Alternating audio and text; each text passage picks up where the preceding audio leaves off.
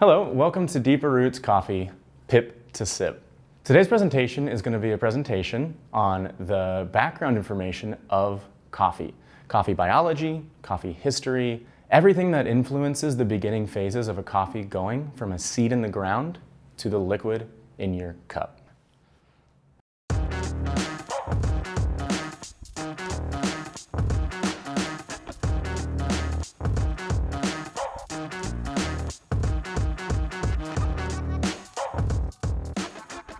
So, with the concept of us working on coffee biology, coffee history, and coffee agriculture, we figured it'd be no better place to do a presentation like this than the place that's literally storing the books on it.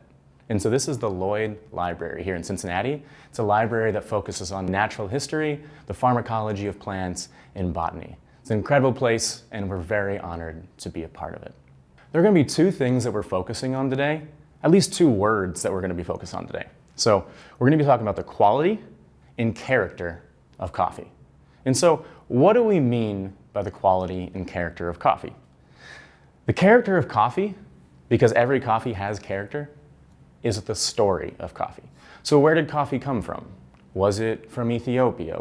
How high up on the mountain did it grow? What type of coffee is it? What are the background details on the character of the coffee?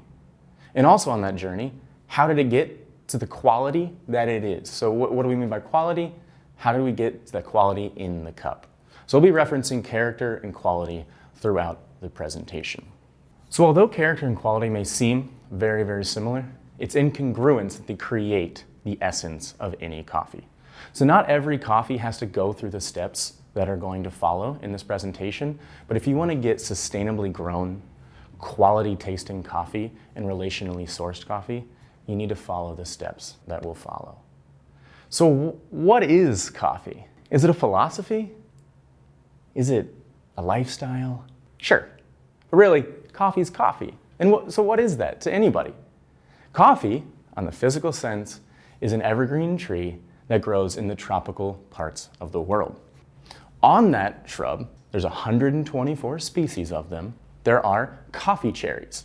And inside those coffee cherries, there are seeds. And when you take those seeds outside of the cherry, process them, roast them, grind them, and saturate them in water, you have what we know of the beverage as coffee. So, there are 124 species of coffee. Today we're going to focus on two. What we're going to focus on is Coffea canephora, which is also known as Robusta, and Coffea arabica. Coffea arabica is the much better tasting of the two, but it requires much more inputs to produce a really great cup of coffee. Coffea canephora, on the other hand, does really well in the field, but does not taste very good at all. So to put that into perspective, Coffea canephora is disease resistant. It can grow at low elevations and does well in pretty much anywhere you put it. When Coffea arabica, on the other hand, tastes delicious, but needs much more to produce a quality cup. So where is Coffea arabica originally from? Because now that we know what the plant is, how did it spread throughout the world? So Coffea arabica is native to Ethiopia in South Sudan, in Eastern Africa. So from there, which you can still find native arabica species in the upland forests, how did it spread? First it went to Yemen, and from Yemen, there's two routes that it took. First, it went south to the island in the Indian Ocean called, at the time it was called Bourbon. It is now called Réunion. It's a French island. It's off the eastern coast of Africa near Madagascar. That is where it was planted and it thrived.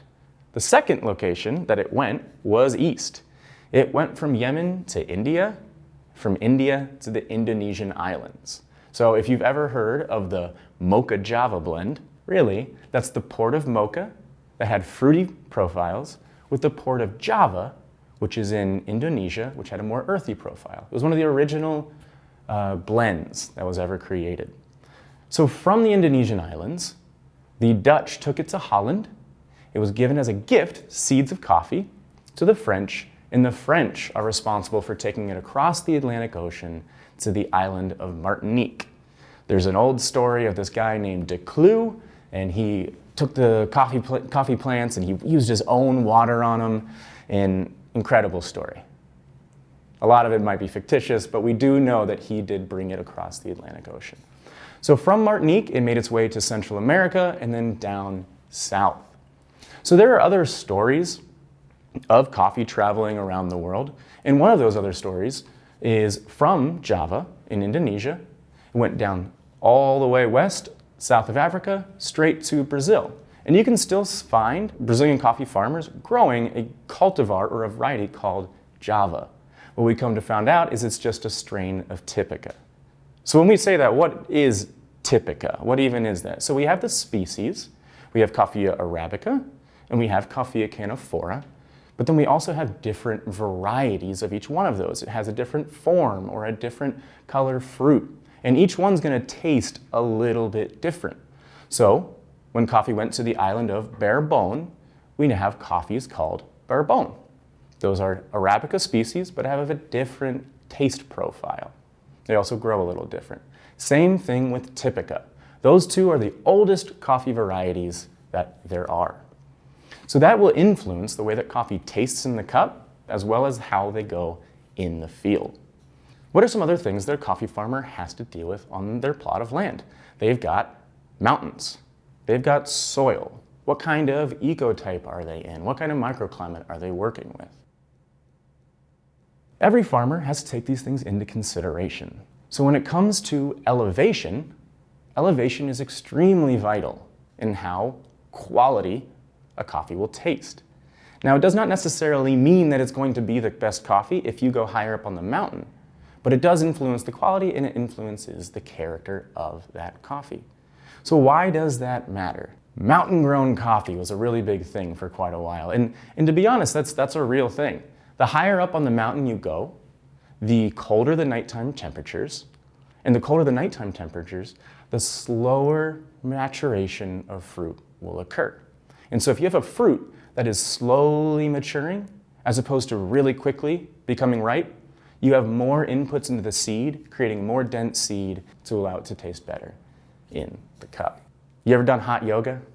No? Yeah, I haven't either. But the concept is that the yoga speeds up your metabolism because it's hot. So if a coffee is grown, let's say at 1,000 meters, which is considered relatively low in the coffee world standards, as opposed to maybe 2,500 meters, that coffee will just metabolize faster and not have as much inputs into the seed. Higher up on the mountain typically means better, but that does not necessarily mean that you can't do other things to make those coffees incredible. You just need at least some sort of elevation. So in that elevation or on that mountainside, let's say, what kind of soil do you have?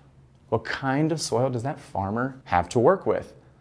One thing to keep in mind is that with any agricultural product, not just coffee, the better quality the soil you have, the better quality the plants are, and the better quality the plants are, the better quality the fruit are. And in coffee's case, the better quality the fruit is, the better the cup of coffee is going to taste.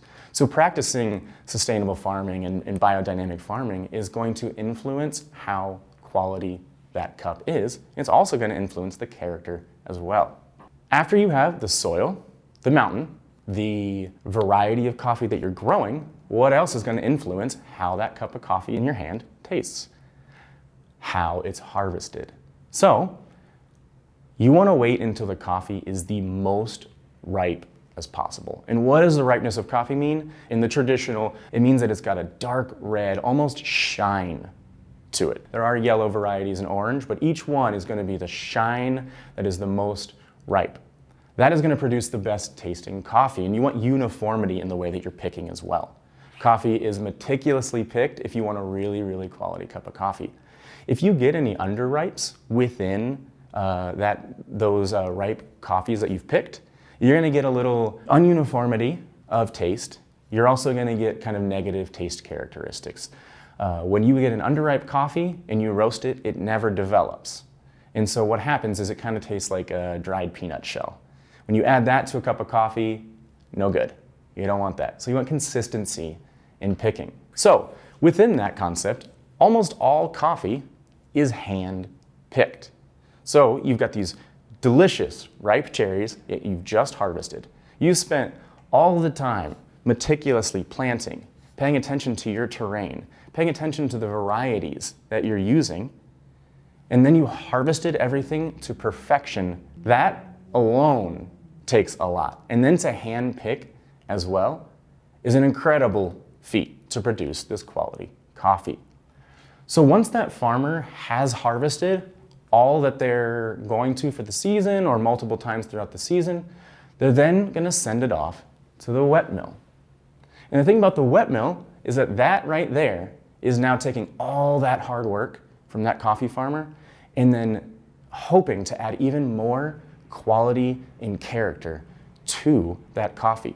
It's also the first time in this long chain of pip to sip where that coffee farmer's work is now being exchanged hands, and now all the energy is relinquished into somebody else. Just as after the wet mill is done, they're relinquished into the dry mill, which is then relinquished into the roaster, to the brewer, and to the person enjoying it. So in conclusion, the amount of things that it takes for a great cup of coffee to produce in this beginning section, after this coffee Arabica from Ethiopia and South Sudan has traveled throughout the world, is now being grown in many different locations. The taste is influenced by cultural and historical implications. So because of that, and because of roasting, and because of just this, everybody kind of connected in the coffee industry, we're always setting to show off, especially as roasters, just what that character and quality is to our consumers. In the next presentation, we'll cover coffee wet milling and how you kind of get that seed outside of the cherry and how that influences the character and quality of coffee. This has been Deeper Roots Pip to Sip, Part 1.